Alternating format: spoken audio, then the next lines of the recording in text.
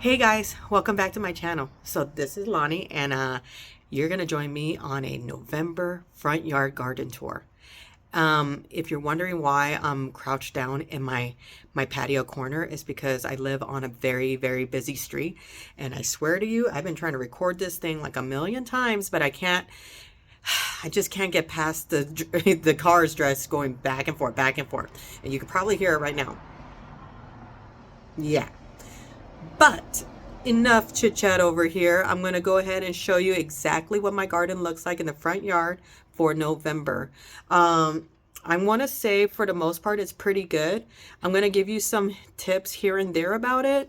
But mostly I'm going to just go over what plants they are, when I got them, and I'm actually going to show you some contrasts about the plants. Like, for instance, I have geraniums. One is in one location of my front yard, and the other one's in another spot. And I'm telling you, if you look at them, it's night and day. What sun exposure can do, the amount of water given to them can do, and yeah, pretty much little bits and tips like that. So I'll show you that, and let me just stop talking and let's get into it, shall we? All right. All right, guys, so we're gonna start off on my patio. As you can see here, I have a couple plants here. This is my red apple Aptenia. I've talked about the red apple Aptenia millions and millions of times. Sorry again about the noise, okay, guys? I live on a very busy street, so bear with me, okay? But every single Aptenia I have around my home is from one plant. You just literally just cut off a piece, and you pretty much just stick it in the ground. It doesn't really require much from you. Water it a couple times just to get it established, and once you see that it's getting limp, that means you just need to stop watering it. It wants to do its thing without your help. And so believe me, when it tells you leave me alone, you leave it alone, okay? It's looking still pretty good, but the nights have been pretty cold, so you could tell that it looks kind of limp a little bit, and you could even feel it. But I think it looks pretty good for what it is, especially in the front yard. It's protected mostly because, as you can see here, I have my front entrance and it has somewhat of a cover. So during the winter time, what I do is I hoard all my plants that are here in this corner. And to be honest, I don't even cover them up. I just let them be. And I feel like when all the pots are together, it keeps each other warm. It's protected mostly from the elements during the winter time, so it thrives pretty good. It all looks rough, but during the springtime, once it starts warming up again, it's not an issue. They all bounce back. Several of these plants here, they're all either from a mother plant or plants that I thought they died, and after I thought I killed them, they just regrew back in its pots. Okay, so just keep that in mind when you're looking at all these plants. So again, this is another Aptenia. None of the flowers are on here in this section. Is pretty much covered by the patio, so there's a lot of shade going on in this area, so you won't really catch a lot of blooms on my Aptenias here. Over here, this is one of my geraniums. This one does catch some of the sun.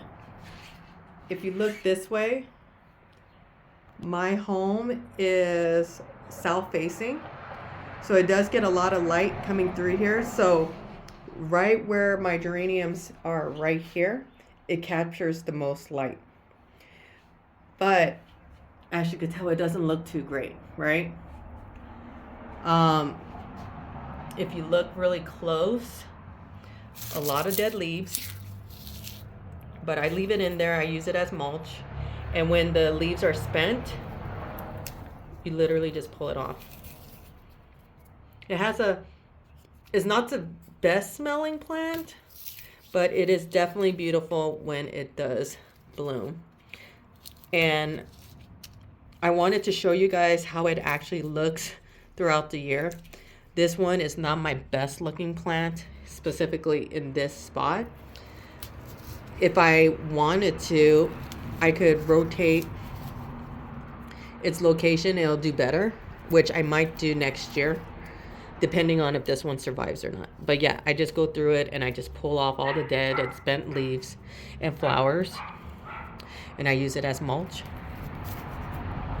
But it's pretty bad looking, but that's okay. I think it'll bounce back, and if it doesn't, I'll just relocate it in another spot. And this is why I say this. If you come over here, this is another geranium. I got this one the exact same time as that one, okay? The only difference is this one is in full sun, but it gets a lot of afternoon shade. And I think that helps the leaves bounce back. So when they say, oh, this is a full sun loving plant, they don't necessarily mean like full sun over 100 degrees loving plant. They're just saying they want bright light for 6+ hours. But all plants, especially in the desert, would do better with some shade during the afternoon, okay? But as you can see, the leaves are so healthy, and I water both of them exactly the same. But look at how the leaves are more healthy, bright, bouncy. The leaves are thicker feeling even. And just look at that. Look at the blooms here. It's so pretty. So those are my geraniums, and that's where I'm telling you guys, light exposure makes a big difference, especially for the geraniums, okay? And if you come over here, you see I have tons and tons of aloe vera.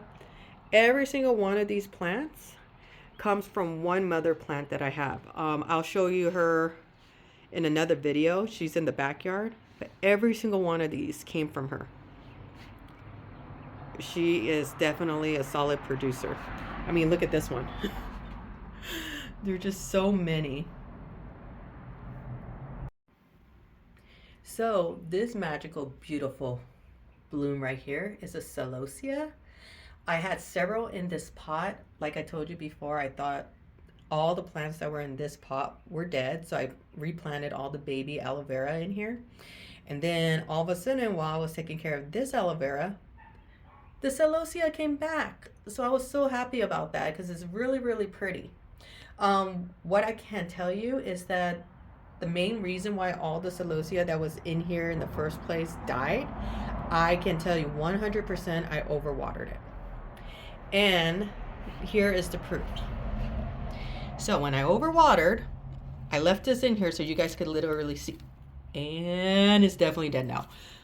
But you see the leaves, how they're very limp, is starting to turn yellow. And when I say I overwater, oh, poor plant, I overwatered. So those during the monsoon season when we had all that rain, I didn't move this pot. And if you look up here, all the water drips down and hits these pots. I knew the geraniums did not want a lot of water, so I went ahead and moved those pots. But for some reason, I was like, oh, it's not going to hit this corner. So I left it alone, and sure enough, it was completely drowning. Everything in here was drowning. Everything was wilting. I think this one survived more so because this one, like the water was hitting here first. It was hitting here first instead of here. So by the time I realized it, I moved the pot kind of closer here. But it was kind of like too late. And so all these plants in this pot was recovering. This one was able to bounce back, but that one just struggled ever since then. So I could tell you when it comes to that, it can thrive. It wants full sun, well-draining soil. But do not overwater. And I want to make that very, very clear. When it comes to our desert climate, we want to water to keep our plants healthy and happy. But sometimes I feel that we want to love our plants too much and we drown them to death, right? And we just got to really focus on maintaining the amount of water that we give it. If it says that it's a drought tolerant, heat tolerant plant, believe it. When the soil becomes pretty dry, 1 to 2 inches down, then you could probably water it. More so like these plants here, every single one that you see in here, when I remember to water it, which is maybe once a week, maybe once every 2 weeks, especially in the summer, it's like once a week. That's when I water. If I'm tempted to water again, I have to tell myself not to do it, because then, like I said, you'll end up drowning them and then you're going to regret it later. But anyways, so like I said, all these aloe vera came from one mother. And look at this. Look at this. I mean, they're crazy. They just keep on producing. Do you see that? So normally what I do is I just leave them in the pot. Once they look like it has about 4 or 5 baby leaves together, that's when I start digging, and then I'll pull them out and then just put them in another pot. Here you will see one of my agave. I believe this one is either the frosty blue or the blue whale agave. Let me know in the comments which one you think it is. I just can't remember, guys. My really good friend Darcy, who used to live in El Paso, had this beautiful agave, and she was like, I can't take it where I'm going, because she moved. And so she was like, feel free to grab it.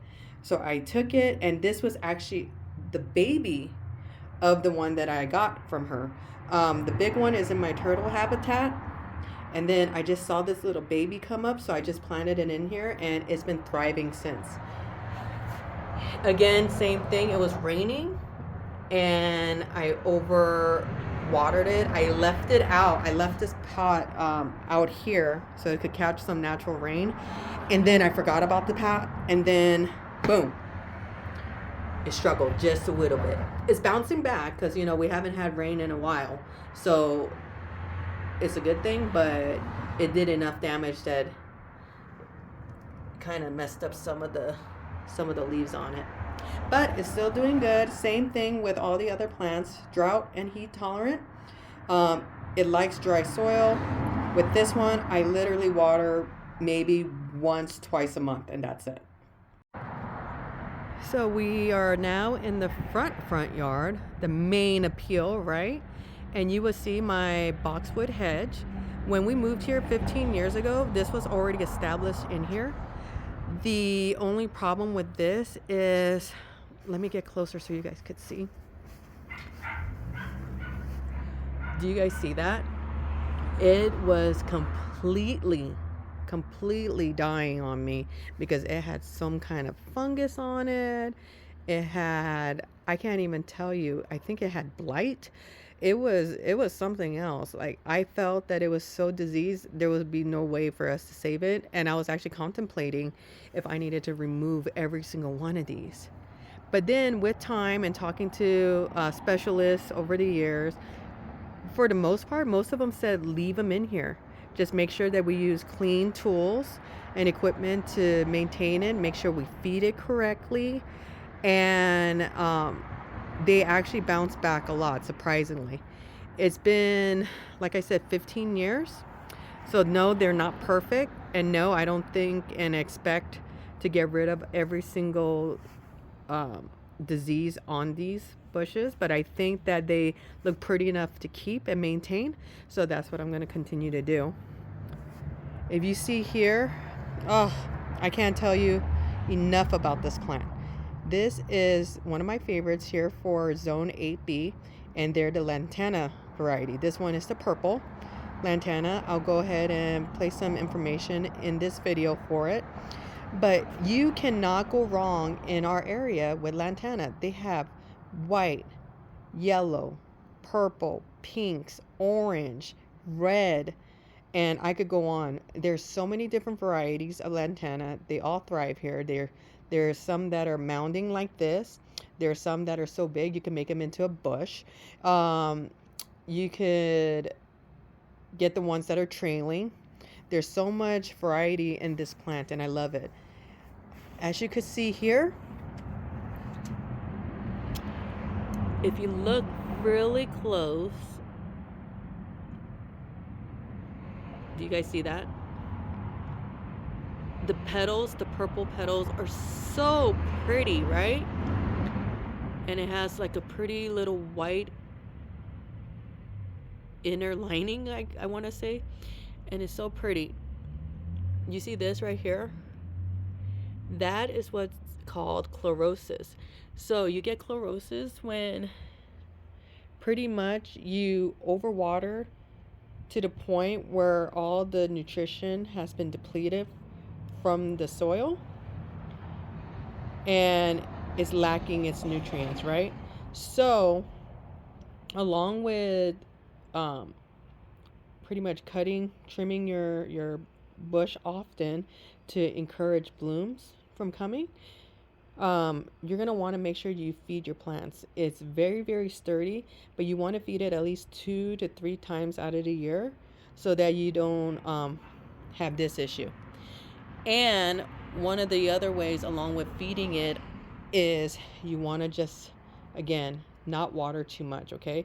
When we overwater, especially with the tap water we have here, which has high calcium, it pretty much messes up with the soil, the nutrients intake for the plant. So keep that in mind. You could always buy a water filter or just minimize the amount of water that you give it and make sure that you fertilize, and it'll bounce back just fine.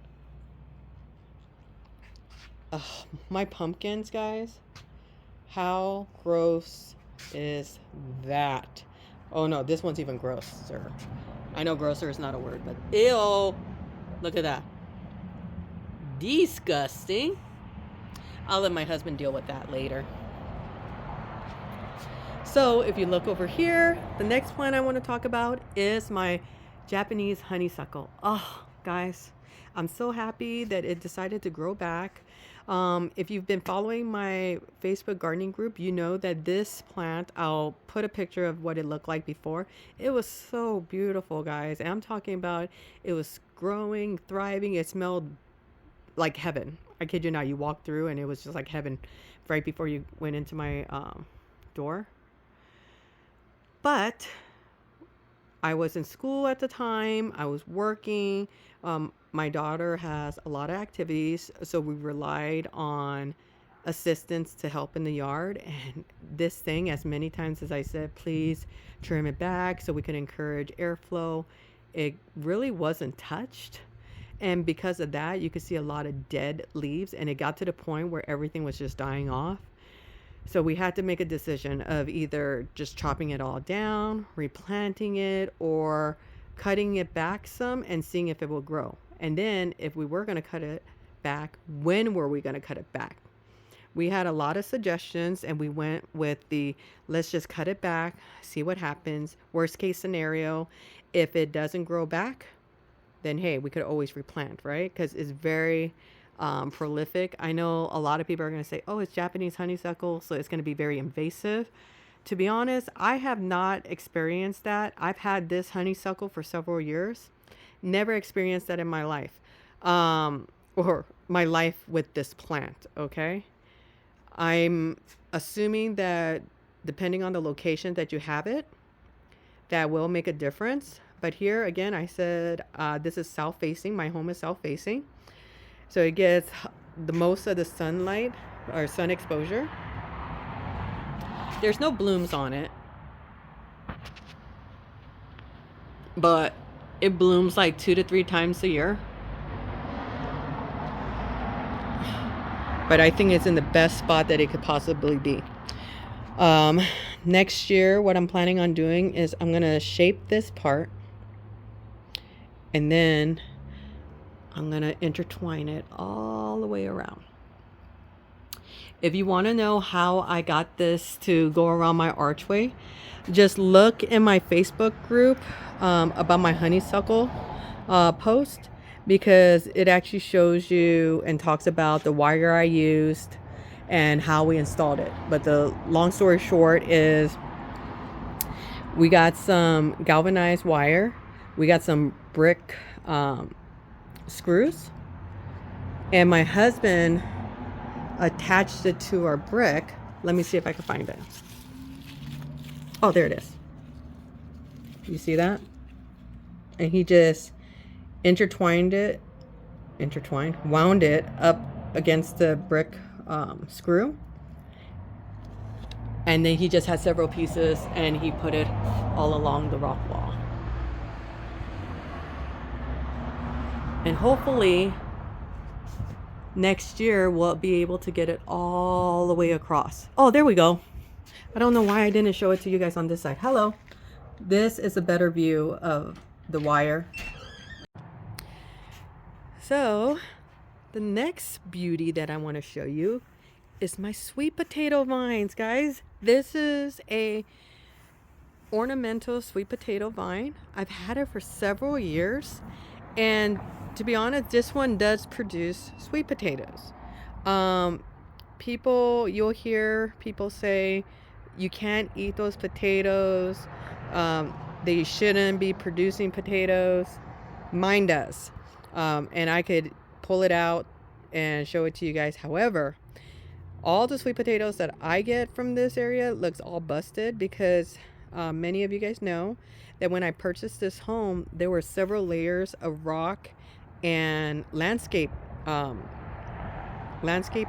Oh my God, what is it called? Fabric. Oh my gosh, guys. Woo! I had to pull that out. I could not remember that. I hope Dementia's not hitting me. Okay, but there's a lot of landscaping fabric and a lot of rock, several layers of it. And so when I planted this sweet potato slip, I really didn't think anything of it. I just planted it and went from there, and it just started growing and growing and growing. And this is one of my favorite things to propagate. It is the easiest thing to propagate. It's just the all-around great ground cover. It protects the soil. The leaves are absolutely beautiful. As you can see, it's turning brown. Is because, again, we're hitting some low temperatures, right? But let me see if I can find some beautiful. Oh, there we go. Look at that. Look at that. Those leaves are so pretty. It's like a lime green color. There are potatoes under there. They're looking really weird, but I'm not eating them, so I'm okay. But this works great as a ground cover. During the winter time, I just leave it alone. My yard does look pretty rough during the wintertime, but I'm okay with that. I leave everything alone. I do not cut anything back. And then when spring is about to hit, around mid-February, March time, there's certain things that I'll start breaking down, but I still won't remove it. And this is one of those plants. I just leave it exactly how it is, how it dries. It provides protection for our insects and wildlife that uses the leaves for warmth and shelter, right, during the wintertime. So I just leave it alone, and when it dries out during the springtime, I just literally crumble it all up and it becomes more mulch. The more mulch, the better, right? It's all natural. It starts breaking down, it starts feeding the soil, and ultimately in every landscape, I am a strong believer that you need to add natural organic material back to the land if you want to see your plants thrive. Here you will see my golden mounding lantana. Not enough blooms on this one. I did do several heavy chops a couple weeks ago. This one is bouncing back. I've had these two specifically in this area for about 2 to 3 years. I would say out of all the lantanas, these are the most hardy. They bloom all the time. The pollinators love it. I don't know if you guys could see. This camera's not doing any justice of it, I'm sure. But there's so many pollinators flying around in and out of it still. It's doing great. Sorry about my shadow, guys. Here, I believe these are my yucca plants. Correct me if I'm wrong. These two were actually volunteer plants. One was growing in my sidewalk, and so I pulled that sucker out. I stuck it in there, and then it's this big one right here. It's very sharp, but definitely drought tolerant. I don't water it ever, and it grows just fine. So that one was from my sidewalk. Then this one was growing underneath one of those like electrical boxes that we have along our sidewalks that the city put in. I guess the wind just threw one seed or plant in there, and I pulled that one out too. And here we go. We have two of them here. I love them. It's so pretty. I never seen it flower, but I think they do flower here. And look at this, guys. When I talk about mounding, look at that. Look at that mounding. This thing is huge. And I cut this back like, I can't even tell you, maybe twice, 3 times this year. And look how big it is. It's crazy. So more boxwoods, more boxwoods. All the mulch that you see in my landscaping, I got it from the El Paso arborist. If you guys are looking for a huge quantity of mulch delivered to your home for free, please reach out to the El Paso arborist. His name is Jacob. Very, very knowledgeable. Do you guys, wait. Do you guys see that? Do you guys see that butterfly? Oh God, did you guys see it? No? Oh, it was so pretty. I hope the camera caught that. So definitely reach out to the El Paso arborist if you're interested in getting your mulch. I had one drop, and sorry about the noise, guys. And that one drop covered my front, side, and all of my backyard, including raised bed, turtle habitat. It was great. And this right here, I know it looks a little rough, but this is my ornamental Bradford pear. It looks so pretty during the springtime. But I feel like this tree gives me a lot of problems with disease.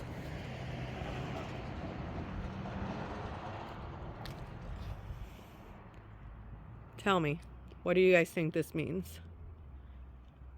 Just like you, I am always learning, and I would like to hear from you experts on exactly what this means. Does this mean, oh, okay, just fall's hitting? Is it disease? Is it missing nutrients? Which I'm sure. Look at that.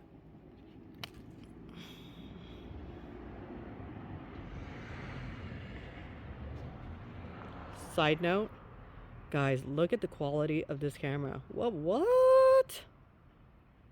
You can see everything. That is crazy.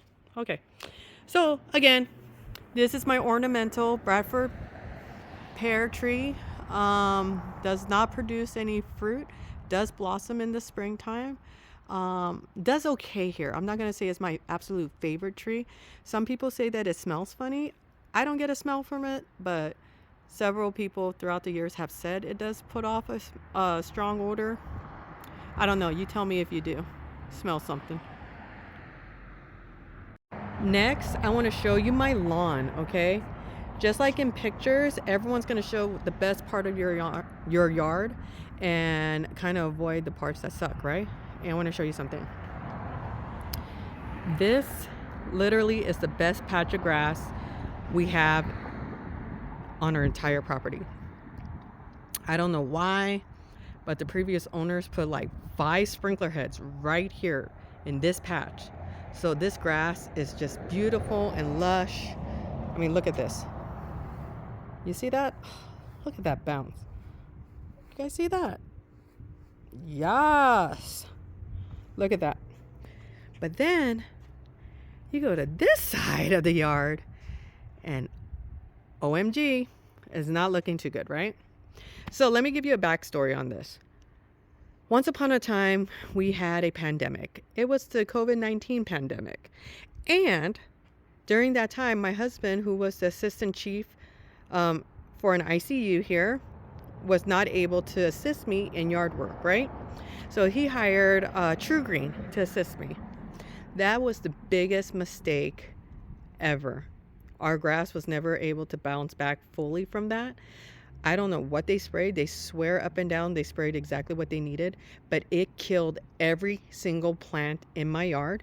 It killed every single plant in my neighbor's yard. And everything I do to bounce back all the plants, especially the lawn, in other areas. It worked except for this section. So it looks like this because I've used soil, compost, fertilizer, manure, big yellow bag. I put mulch down. I put grass clippings down, and it just will not grow. We changed the sprinkler heads. It won't grow in these spots. This one right here wasn't really like this until we tried to dig and put a shrub in the center, and we hit a big boulder, and after that it started struggling in that spot too. So along with trying to heal and then trying to replant something, it wasn't a good idea for us. I would say it was pretty much a fail for us. So we're going to work on it next spring to see what we need to do to readjust and refocus and try to patch this part of the yard up again.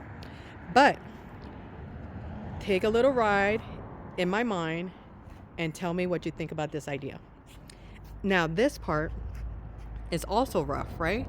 But it's right by the front door, right by the entryway. I was thinking of building a planter. There's no grass really growing in that section anyways, right? So create a circular planter right here, maybe 3 to 4 feet up, right? I don't have to worry about grass growing into the planter because nothing's growing in there anyways. It will cover most of the bare spot, and I could put pretty annuals there. And it will give me a space where I know I could change it up every year. I could probably change it up every season.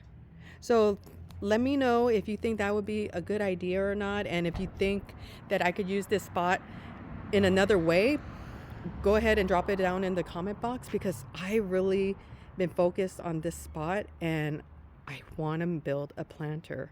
I just think it'll be a good spot, a good accent piece for the front of the home, and it'll give me a space that I could work with every season. So let me know what you think. Okay, and finally, guys, here are my bushes that are in the front yard. I'm not gonna lie, I'm just not sure what these are. They came with the house 15 years ago, and we just been shaping them. I know I see them all around our city in hedge forms. I want to say they are either some form of boxwood or a arborvitae, I believe is how you pronounce it. Again, put it in the comments exactly what it is. Please help me out figure out what this is. But I'm telling you, this is evergreen, drought, heat tolerant, practically does not want any care from you except shaping. Okay, is a great I would say like a centerpiece for us, because we have it in this roundabout right here. And then here is my Charlie Brown tree. Oh, I'm sorry, let me be professional. Here is my Charlie Brown tree, aka my crepe myrtle. Yeah, as you guys could tell, it is a very, very sad tree right now. This could come in a shrub or tree form. I could tell you several reasons why it's not doing well. One, I did not plant it correctly. As you could see, I put too much mulch in that section, right? So I'm gonna have to dig out a lot of that mulch so that it could breathe. We do have a dripper line in this section, but it was only watering. I don't know what happened, but it was only watering like maybe 5 minutes a day, and that completely goes against their watering care. Okay, crepe myrtles, especially when they're babies, they want to be watered at least once or twice a week, especially in the summertime. And then once they're established, then you want to back off, and they want maybe like 1 to 3 inches, I believe. Correct me if I'm wrong on that, but I read that they wanted 1 to 3 inches of water a week. And so we need to readjust the watering. One of the problems was, like I said, these bushes or shrubs do not want any water, and this wants some water, especially since it's a baby. So I have two options. I could either readjust the dripper line so it could make both of these happy, or I need to just suck it up and come out once a week and manually water this thing. So next year, what I'm planning on doing is definitely readjust the mulching situation. I'm gonna add some compost. I'm gonna trim it up because as you can see, I did not prune it either, and you could tell I did not feed it. You could tell. So I'm gonna go ahead and readjust that, and I am going to hand water until I see a change, and I'll make an update on that for you guys. Hey guys, so thank you for watching this video. I know there wasn't that many plants to discuss in this front yard video, but I promise you this is going to be pretty exciting because there's going to be some new things I'm going to do here. I'm going to be a better plant mom. I'm going to make sure I feed these babies. I'm going to make sure that I water these babies. I'm going to make sure that I trim these babies, and you're going to see the improvement. Like, it's going to be night and day. I'm going to try to do these videos of the front yard, side yard, and backyard at least once a month so you guys can see the progress along the way.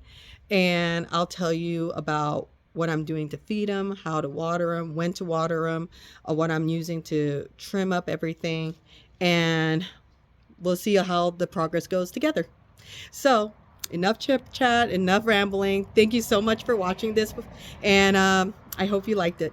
So I'll talk to you guys later. Bye.